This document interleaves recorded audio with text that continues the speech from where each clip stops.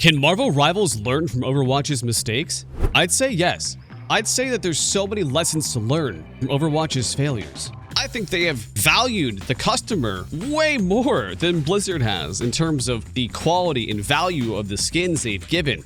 Having 10 skins for $10 in a battle pass is amazing. You actually feel like you're being respected. I would say the Marvel IP is definitely helping them succeed. But again, it's kind of like that visual hook, right? It just gets you in the door. Game design is very sound to the point where everyone is having a lot of fun or they wouldn't be staying. No matter how beautiful it looks, right? It is the hook that gets people in. Marvel Rivals in December kept 93% of its player base. Whether that be through replacement or people actively playing, that is unheard of. Games do not do that. Games do not retain 90+% of their player base a month later. It usually drops 50%. To see that, there's something there. Even the most reductive and dismissive I can get is it's a good Overwatch 1 clone that came out after Overwatch 2 abandoned its own player base. Yeah, I would say that it came out at a very good time where there is a massive lull in the Overwatch community. So some of that is due to timing. But the writer says, now that the game has been out for over a month and Nettie's team adding new heroes like the Fantastic Four, dude, and I think the Fantastic part, no pun intended there, is that no one gave a about the Fantastic Four, and now people actually care, right? Fantastic Four was a meme because of the failed movies, and just in general, they're kind of goofy. Rivals in their survey also asked about Paladins in similar games, so I would think that they also consider features from other games, not just Overwatch. Oh no, 100%. They took a lot from Paladins, which took a lot from Overwatch, right? And that's smart game design. That is really smart game design, is to take what's familiar, mash it up, and make something new out of it. So they said, like, it feels like the shooter has potential to stick around. And I agree with that. It's not a Blacklight Retribution. It's not a Concord. Granted, that one failed for other reasons, but in general, it feels like this one has staying power.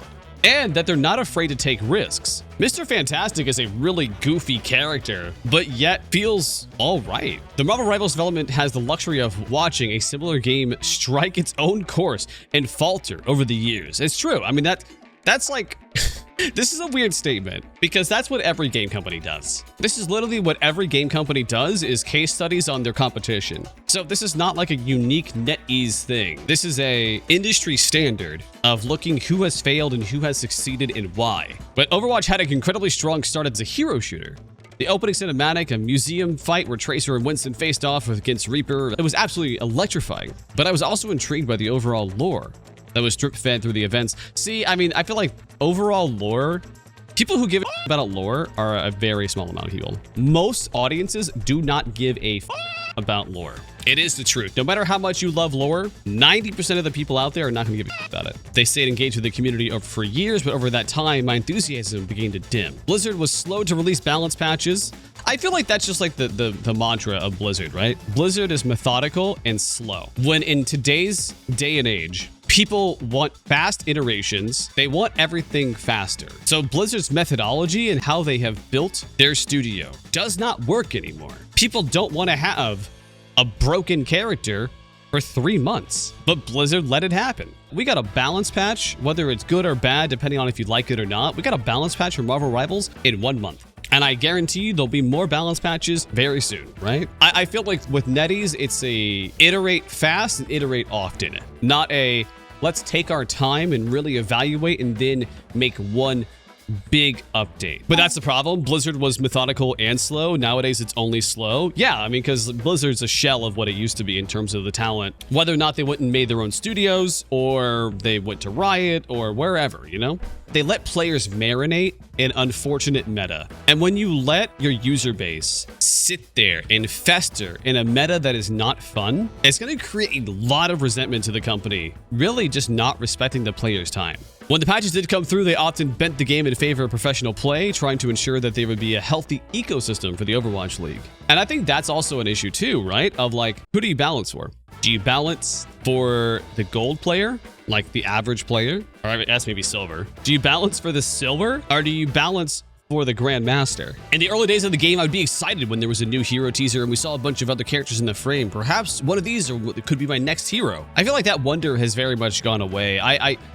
I question a lot of their character designs, but I also question just like the fun value of a lot of these characters that they have released in the past 2 years. From Lifeweaver to Alara to I forgot how to say his name, Venture, Juno, Hazard. I've never had as much fun on those characters as I have literally learning any one in Marvel Rivals. And I think that just comes down to, and this is gonna suck for anyone that's Blizzard that might be watching, their game designers are better. That's really sadly what it comes down to. Marvel Rivals made obscure characters fun. That and Overwatch feels like it pigeonholed their characters to only shoot. They can only do something other than shoot and ulting.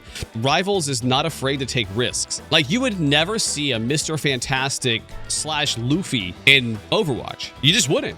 Like, you only have shoot characters, and you have very, very limited melee characters, where Rivals is trying to have a healthy mix of flank that go after the healers, tank killers that are mainly melee, to shoot characters, to, you know, guys who are half tank, half DPS. Like, they're not afraid to shake up the formula, where Blizzard is so deathly afraid of really changing anything, and that's made them stagnant.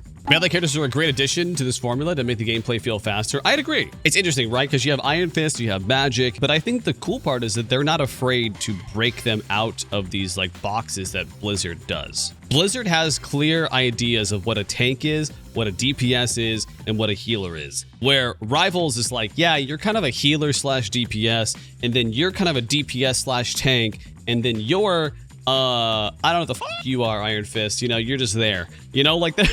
And I would argue that Rivals does have some really unfun mechanics. I think, just to like not toot Rivals' horn too much, there are some mechanics, like I hate mechanics personally that take the control out of my control.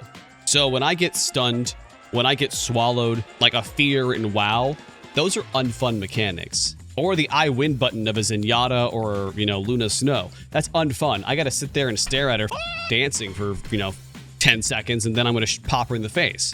I can look past those things as long as the game is enjoyable. A lot of games are unfun with those mechanics, as long as they're not spammed too much, right? And I think that's where NetEase is like iterate often is a smarter approach of doing micro adjustments than waiting and having everybody fester in a meta they hate. Some of the main lessons they've learned is also not to gaslight your community. That was like Blizzard's nail in the coffin, was gaslighting everybody. That destroyed their reputation. It's just, I don't know. It was when you insult somebody's intelligence like that, people remember that. For the longest time, they were stringing people along, be like, yeah, it's coming. Oh, we canceled it. Sorry. It's just exhausting. There's only so long that you can dangle threads in front of an audience and promise they'll pay off. After years of relatively small archive missions, occasional blurbs of lore, and plenty of teasers, I and many other Overwatch fans simply gave up on trying to follow the breadcrumbs. The focus on narrative ended up souring the hero shooter for me, since so much of the story is threaded through in-game banter and dialogue. That was the whole reason I invested in Overwatch 2, was for the PvE, and then immediately dropped it once it was canceled. I feel like that was a lot of people. Like me, not so much. I didn't really care about PvE, but I see why a lot of people cared about PvE. I'm such a PvP nerd that, like, I was like, yeah, you know? But they say we'll have to see whether Marvel Rivals can stand a test of time. It's much easier to run a live service game from a month rather than nearly a decade. But at least NetEase has a list of mistakes that Blizzard blundered into. So it may be able to avoid the same pitfalls for now. I'm still having fun with Marvel Rivals, and I think its popularity is going to turn out to be more than just hype. I'm curious what the comments here say. I love this game better than Overwatch. Even hackers smashed by noob? No one could escape. For B, so good, so much balance. Learn from mistakes. Yes, forcing players to play a role is the dead to... Oh, God. I'm hurting. Okay. Yes, forcing player to play a role is the dead to be free to play who need healers. Yes, when we see we losing indeed, we open the eyes, but no like Overwatch forcing to be a role. Chad, I'm really glad that you guys don't type like this. And that was edited. Arkrael, am I having a stroke? No, I'm reading comments. Obviously, they're having a stroke. I can start typing like that. I'd ban you. So, okay, this one is, the question is, how do you keep a game fun? Even with balance updates. All too often, a balance update either guts a character to the point that it's deemed non-viable and usage falls off a cliff, or it's brought in line, but it's not exciting anymore and people get bored. That's the real question. Probably the answer is to keep on adding more and more content, then his team has their work cut out for them, and I certainly wouldn't want to be working at that for that sweatshop. A lot of people are mentioning this, right? When they added Role Queue and Brigitte to the game, I was constantly complaining that Blizzard was being stupid for balancing the game towards esports. But at the end of the day, you're funded by skins. You're not funded by esports. Esports is a money pit. So I think from Marvel Rivals' perspective, it would make sense to balance for the middle of the road rather than to balance for the Grandmasters and above. But I do feel that Marvel Rivals will learn from Overwatch's mistakes. I think the Role Queue one was definitely a mistake, and I think that people are bitching right now for it. But I think in the long run, it will even itself out. It will. It always does. Whether people like it right now or not doesn't matter for the long term. And they're looking long term, they're not looking short term. But that's it for this video, guys. Hopefully you guys enjoyed. I really do think that the writer did a really good job, really just digging into Overwatch in terms of their mistakes and missteps. But I have a question for you. What do you think Overwatch's biggest mistake was? Because there's so many different opinions and there's so many different perspectives on when it went actually downhill. I'm just curious.